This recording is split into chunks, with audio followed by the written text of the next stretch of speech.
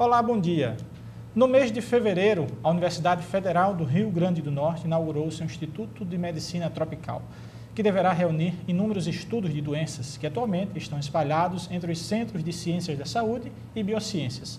O Diálogo Plural de hoje vai falar sobre a medicina tropical e a importância desse instituto para o nosso estado.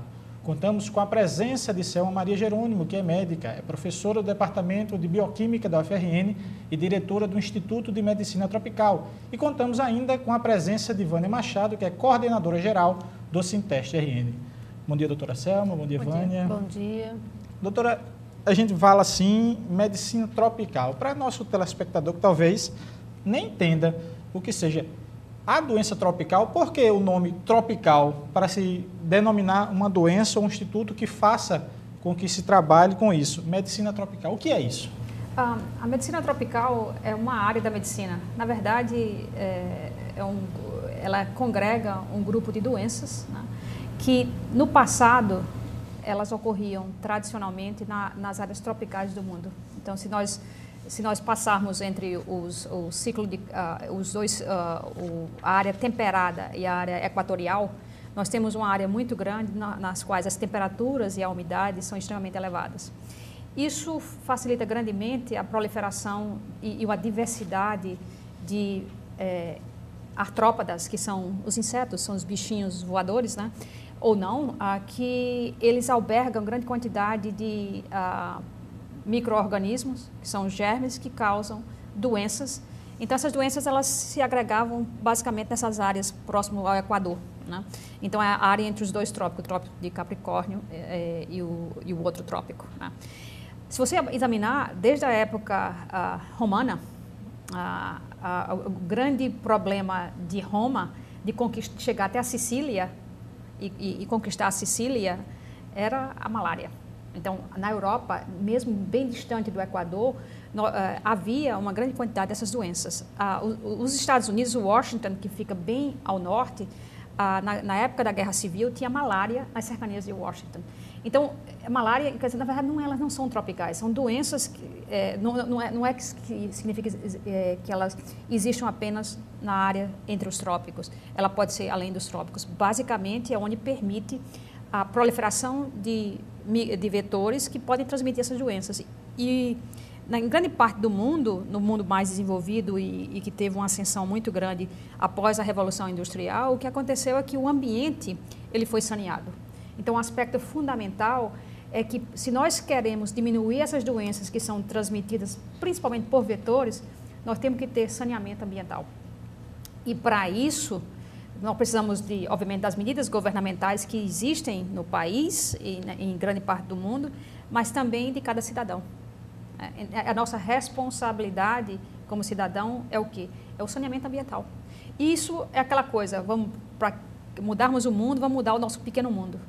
E isso que é a nossa grande responsabilidade. Então, essas doenças tropicais, elas, se nós examinarmos, elas congregam o que tradicionalmente é conhecido: malária, doença de Chagas, esquistossomose, leishmaniose, dengue, várias viroses. Mas, basicamente, são doenças que frequentemente acontecem em áreas mais quentes do mundo, né? E são doenças, geralmente, que elas são transmitidas por algum vetor.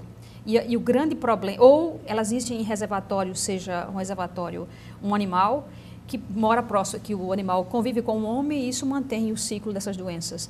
Então, a complexidade dessas doenças é essa característica. E, obviamente, se nós examinarmos essas áreas mais quentes do mundo, tradicionalmente eram as áreas mais pobres do mundo, né? O mundo ele foi se desenvolvendo a partir da Revolução Industrial, da parte mais fria em direção aos trópicos. Com a energia que ficou acessível a todos, o ar-condicionado que nós temos aqui, por exemplo, um ambiente fantástico, né? Você tem a temperatura ideal, né? As áreas tropicais passaram a se desenvolver a uma velocidade muito grande. Então, mas ainda o controle de vetor é um grande desafio para qualquer país que tenha a sua área territorial maior nessas áreas do mundo. Professora, quais os avanços do Brasil com relação ao diagnóstico e tratamento dessas doenças? Os avanços, eles têm sido decorridos principalmente porque nos últimos 30 anos, houve um avanço muito grande em entender, devido à revolução da biologia, por nós termos técnica que permite você reconhecer todo o genoma de diversos micro-organismos, dos vetores, isso tem resultado numa melhora da produção de vacinas, que são, e também há uma estratégia também de diferenças com relação ao aspecto de que o mundo mais desenvolvido compreendeu que para eles terem uma condição de rigidez ambiental, eles também nós precisamos de minimizar o mundo como um todo. Então, há uma compreensão mais geral do mundo que essas doenças precisam ser diminuídas. Então, houve avanço no desenvolvimento de vacinas. E a estratégia para desenvolver vacinas para HIV, que nós não temos ainda, há vários testes, há várias vacinas sendo testadas aí. Então, foi esse desafio do HIV que permitiu vírus. Então, nós conseguimos... Deu visibilidade, digamos assim. Não é só a visibilidade, nós desenvolvemos a capacidade de ter drogas efetivas. Hoje, por exemplo, se você examinar se alguém tem HIV e adere ao esquema apregoado hoje, a expectativa de vida é semelhante a qualquer uma pessoa que não seja HIV. Então, não há diferença em termos de expectativa de vida. Obviamente, essa pessoa que tem HIV e vai tratar, ela vai ter efeitos colaterais da droga e tudo, mas a expectativa, o quanto tempo de vida essa pessoa vai ter, vai ser semelhante a um que não seja HIV. Foi o desafio do vírus HIV que levou que a medicina pudesse avançar devido à dificuldade de se achar, talvez, um remédio, uma vacina para... Investir. É aquilo que nós estávamos discutindo anteriormente. Não existe almoço de graça. Alguém está pagando a conta. Então, essa conta foi paga por um investimento maciço em desenvolver uma terapia efetiva e que ela foi efetiva, é efetiva contra esse tipo de vírus, que é o chamado retrovírus, mas que também é o mesmo racional para desenvolvimento de droga, de tratamento para outros tipos de vírus. Então, HIV é um exemplo. Nós não temos ainda vacina, existem vários testes aí. Mas o que importa é que a gente aprende, e quando a gente aprende para um modelo de doença, digamos, vamos chamar de modelo de doença, isso pode ser aplicado para as outras. Então, voltando à sua pergunta com relação aos avanços, então, o desenvolvimento de vacinas foi permitido pelo desenvolvimento tecnológico de compreender os genomas. Então, a gente tem uma série de vacinas recombinantes hoje que ela diminui os efeitos colaterais, elas são melhores, são mais efetivas. Por exemplo, a hepatite B, basicamente, nas próximas décadas, vamos basicamente eliminar isso aí. Então, a hepatite B é um exemplo de uma doença que é transmitida, que é por vírus, e que em torno de 5 a 10% das pessoas podem ter câncer de fígado devido a esse vírus. Se você se vacina, você diminui de saída esse risco aí. E se você é vacinado, você diminui a chance de você passar para uma outra pessoa, né? Diminuir a taxa de infecção. Então, você pode gerar modelos que, a partir do momento que a gente instala vacinas e você controla, paulatinamente nós vamos reduzir. Então, as doenças tropicais, qual foi o grande problema? É que eram doenças que, como eram mais restritas a uma área que não havia muito desenvolvimento, o que aconteceu? Não houve investimento maciço. Mas há uma volta hoje da compreensão de que, primeiro, é super agradável morar nos trópicos. Quem não quer morar na praia, né? Quer dizer, quem não quer vir para Natal, quem não quer vir visitar, né? Visitar. Mas para visitar, você tem um risco.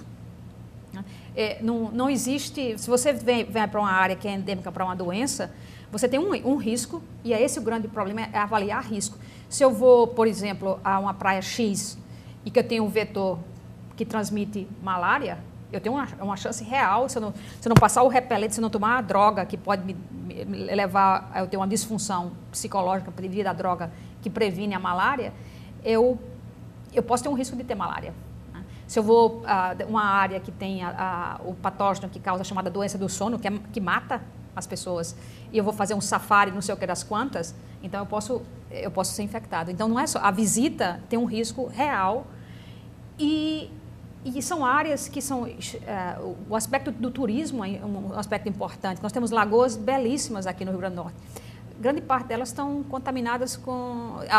Algumas delas estão contaminadas com o molusco que alberga o esquizosoma. Então, se você vai pular naquela água quente, que é atrativo, né, você tem um risco de se infectar. Doutora Selma, a gente continua isso no próximo bloco, porque a gente terminou esse primeiro bloco, mas eu deixo até uma perguntinha para o segundo bloco, sobre a questão, a senhora falou muito na questão que é uma doença, digamos assim, é uma série de doenças internacionais, né? E falou muito na questão do saneamento, cada um tem tem a sua própria responsabilidade. Agora, se envolve muito o Instituto de Medicina Tropical. Esse combate se torna talvez até um combate entre a ciência, a medicina e o próprio governo. Se não houver investimento nisso que a senhora falou, em saneamento, digamos assim, seria uma luta titânica. O governo não entende que investir em saneamento seria isso. Então, a gente vai ver no próximo bloco, gostaria que a senhora respondesse, a importância que tem... Mas o governo somos nós. Mas a gente responde isso no próximo bloco. O governo somos nós. Há 30 segundos, não saia daí.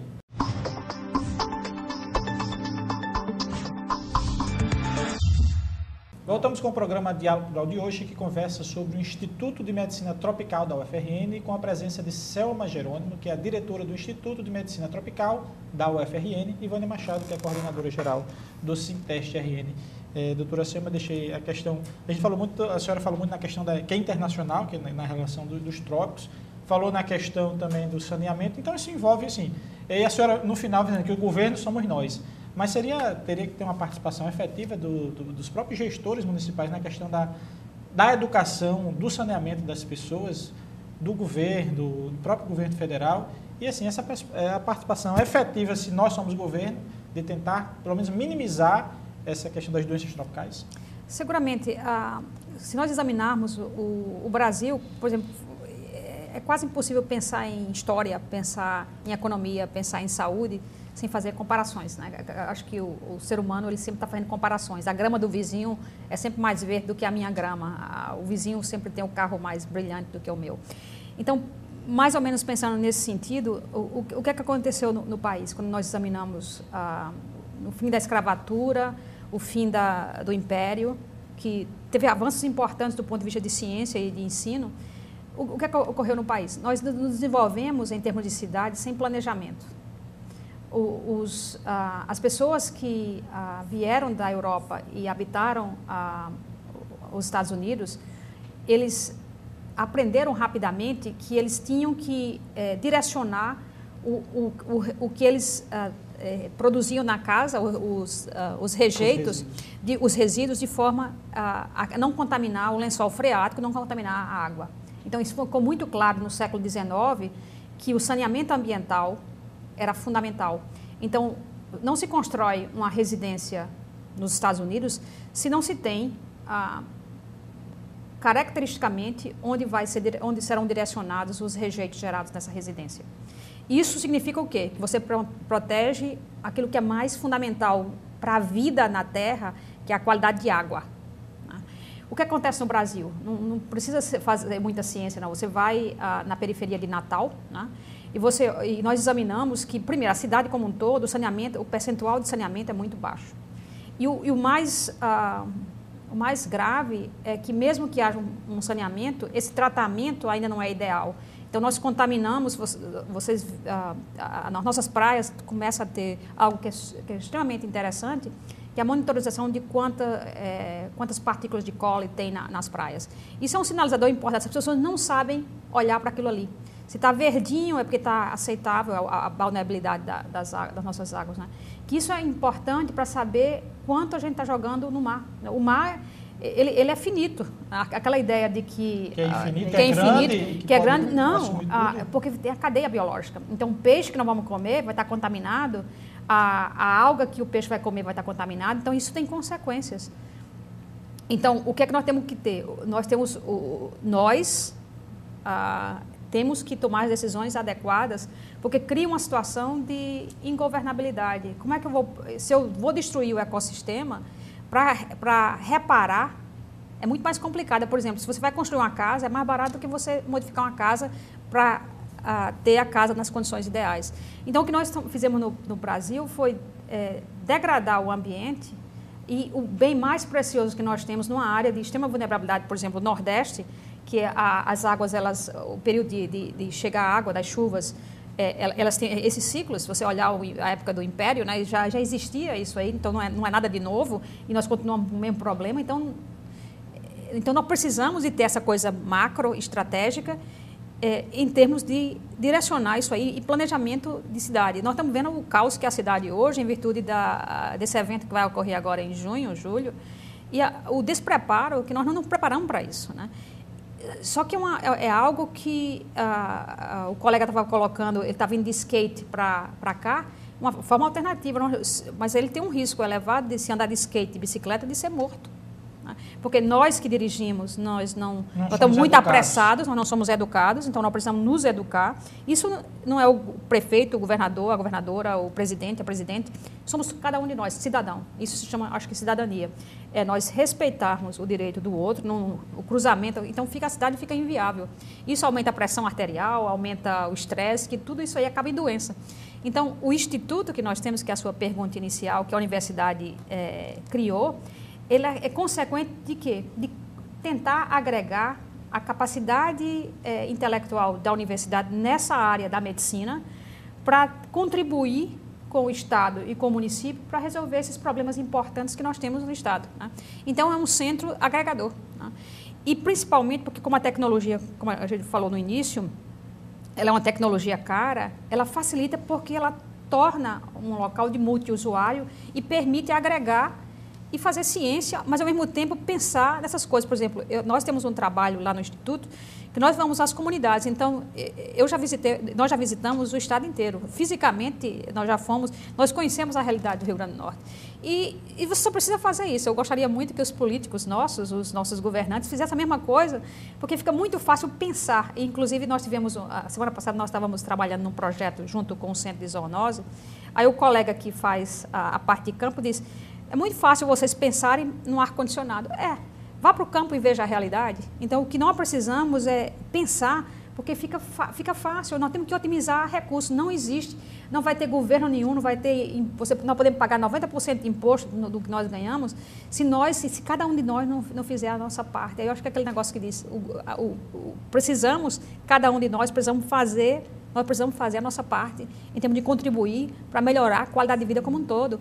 Mas, ao momento que eu jogo papel no lixo, o momento que eu estou fumando, o momento que eu estou bebendo e estou dirigindo, que eu estou usando o meu smartphone para fazer texting, tudo isso aí que contribua com o risco de causar doença, estresse. Né? Então, eu acho que é aquela coisa. Cidadania é um aspecto importante que engloba as doenças tropicais, mas engloba o dia a dia do cidadão, né? Do cidadão que mora nesse país muito bonito. Qual a importância e a missão desse instituto para o nosso estado? A missão, como eu mencionei, é agregar a capacidade desses cientistas que trabalham na área de medicina para desenvolver estratégias, primeiro, dar o diagnóstico dessas doenças. Nós estamos fazendo levantamento dessas principais endemias do Estado. Nós temos trabalhado com colegas da antiga Fundação Nacional de Saúde, com colegas da Secretaria de Saúde do Estado, com colegas do Centro de Zoonose, da Secretaria de Saúde do município de Natal. Então, nós temos trabalhado em parceria para fazer um levantamento, e além das prefeituras, nós temos trabalhado em vários municípios do Estado do Rio Grande do Norte, Mossoró, Nova Cruz, Espírito Santo, a tromba do elefante, né? Então, para dar o diagnóstico dessas endemias. Então, nós temos já existem dados disso aí, trabalhar com a parte de medida de intervenção, que seria entender risco.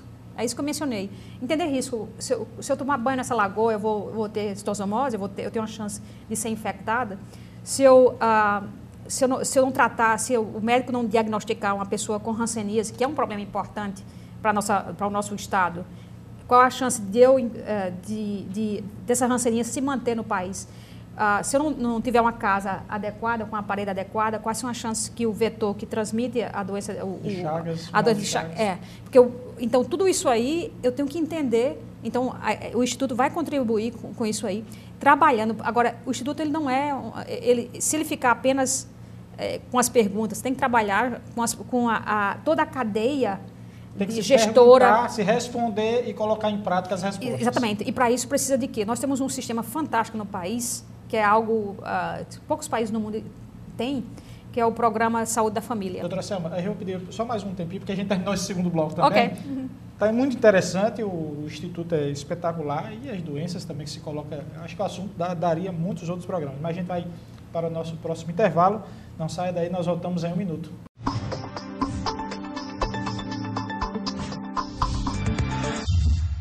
Estamos de volta com o Diálogo Rural de hoje, que conversa sobre o Instituto de Medicina Tropical da UFRN, com a diretora do Instituto, Selma Jerônimo, e com a coordenadora-geral do Sinteste-RN, Vânia Machado.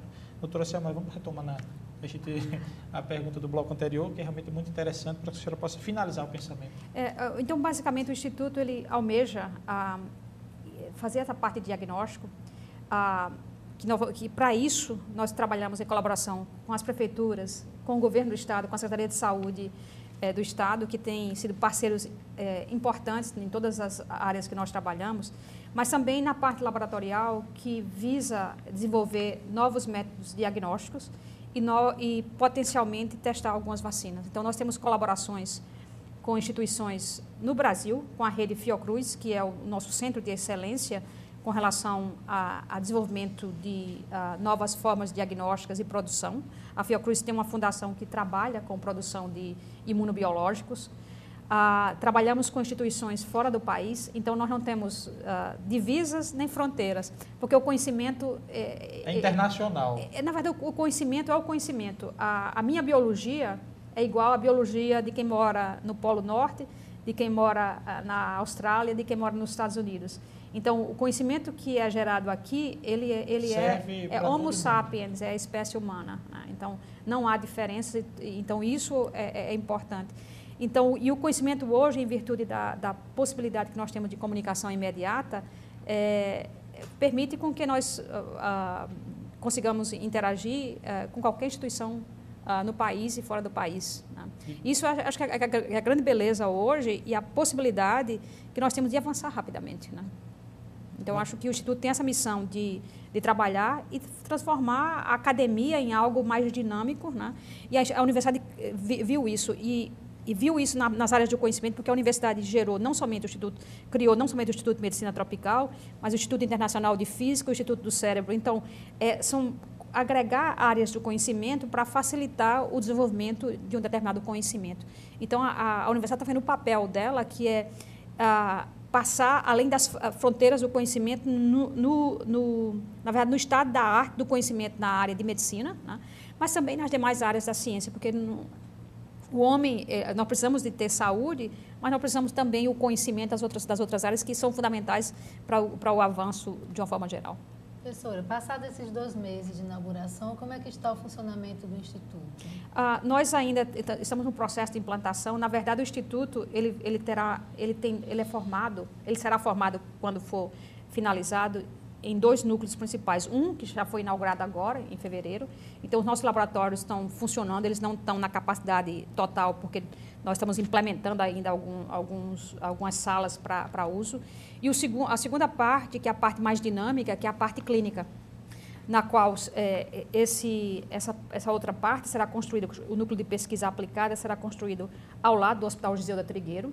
Então, nós teremos uma área ambulatorial, nós teremos mais de 20 ambulatórios, no qual teremos ambulatório de infectologia geral, ambulatório ligado à parte de dermatologia, com ênfase, principalmente nas doenças de pele, que são frequentes no nosso meio, e a área respiratória com foco, principalmente em tuberculose, que ainda permanece um problema importante. Uma outra estrutura de laboratórios, que aí, esse laboratório, ele vai ser um laboratório extremamente avançado, no sentido assim, nós vamos tentar implementar, a universidade vai implementar o melhor em termos de diagnóstico. Porque o grande problema que nós temos é a demora. Por exemplo, um paciente chega, ele é atendido, aí ele volta, vai marcar um exame, 1 mês depois, então você acaba perdendo o paciente. Nós vamos tentar otimizar para que isso seja feito o mais rapidamente possível. E nesse meio termo, esse paciente pode até contaminar outros. Com certeza. Nessas doenças, você tem um custo muito elevado. Então, o que nós queremos fazer é fazer o que eles chamam de análise de decisão. Qual é o custo de eu ter esse paciente contaminando outros, ou ele morrer, ou ele parar de trabalhar, e todas essas consequências, que medicina é economia, né? Porque, novamente, você tem um custo para manter saúde, né? E todos têm que participar em termos de minimizar esse custo. Então, nós teremos um laboratório que nós vamos tentar montar, a universidade vai montar o melhor que nós temos. E aí nós temos uma parceria importante, o Hospital Giseuda Trigueiro tem trabalhado com a universidade para criar esse núcleo básico. Nós vamos ser, na verdade, um anexo desse Hospital Giseuda Trigueiro. Então, nós teremos a parte ambulatorial, o Hospital Giseuda Trigueiro, de forma que nós tenhamos um local onde rapidamente os diagnósticos possam ser realizados.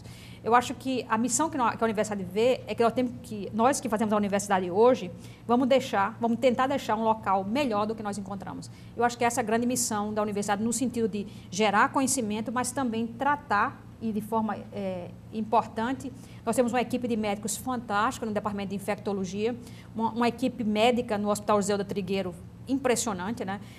Os funcionários do José do Trigueiro, não somente os médicos, mas os demais profissionais, têm uma missão extremamente árdua e as dificuldades inerentes da falta de condição de diagnóstico. Então, a ideia é que esse instituto possa ser um auxiliador na missão que já se tem hoje da universidade e do Estado. Doutora Selma, essas pesquisas, há alguma em curso hoje no Instituto? E assim, há a possibilidade de criar alguma vacina? Nós temos trabalhado, o nosso laboratório, e isso foi uma das coisas assim, que nós geramos alguns dados, nós começamos a fazer o diagnóstico de leishmaniose, que é a Calazar, né, há uns 15 anos atrás. Nós testamos inicialmente os primeiros...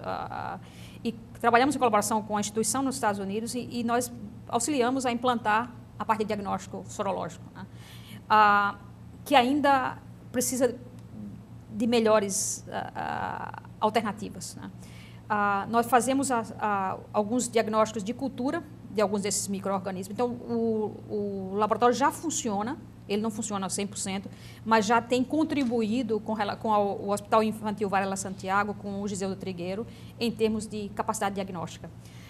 Nós temos alguns projetos em colaboração com a Fiocruz, trabalhando em áreas hiperendêmicas para a hanseníase, tentando trabalhar com o Programa Saúde da Família e gerar uma situação na qual a gente faça busca ativa, porque a ideia é tentar diagnosticar mais precocemente os casos de hanseníase e diminuir as complicações que essas pessoas têm. Então, o Instituto tem trabalhado no sentido, já trabalha nisso aí. E nós estamos também testando, nós estamos nas próximas semanas testando alguns métodos sorológicos que a gente avalia no sangue para olhar a exposição ao germe que causa a hanseníase. Então, nós temos trabalhado já em algumas coisas que outras pessoas desenvolveram e também nós estamos, com os nossos pesquisadores, desenvolvendo alternativas para diagnóstico, né? Então, a expectativa é que nós ou vamos tentar desenvolver, ou vamos testar as coisas que já estão aí e que podem ser úteis para a população. Nós estamos chegando ao final do nosso programa. Nós agradecemos a presença da doutora Selma Maria Gerundo, que é professora do Departamento de Bioquímica da UFRN e diretora do Instituto de Medicina Tropical, um instituto que com certeza vai contribuir muito, não só para o Rio Grande do Norte, mas como o Brasil e o mundo. Obrigado pela sua presença aqui no programa. Eu agradeço. É um processo, a universidade criou o instituto, então é um instituto em construção. Então, o nosso grande desafio vai ser essa consolidação e certificar a sustentabilidade dele, porque criar um prédio, criar uma coisa é muito fácil, mas a sustentabilidade depende das pessoas que fazem a universidade, que fazem o Estado. Então, nós precisamos da contribuição dos vários atores envolvidos na saúde. Criar é muito fácil, construir, inaugurar, mas o importante é manter e fazer com que realmente tenha consequência para a nossa comunidade e para a ciência como um todo. Ana Machado, também obrigado. Coordenadora-geral do Sinteste RN, obrigado pela sua presença aqui. Se você quiser mais informações sobre o Diálogo Plural, acompanhe nossas atualizações no Twitter, que é o @SintesteRN, no nosso site, que é o www.sintesteRN.org.br, ou na nossa página do Facebook, que é o facebook.com/SintesteRN. Até o próximo sábado.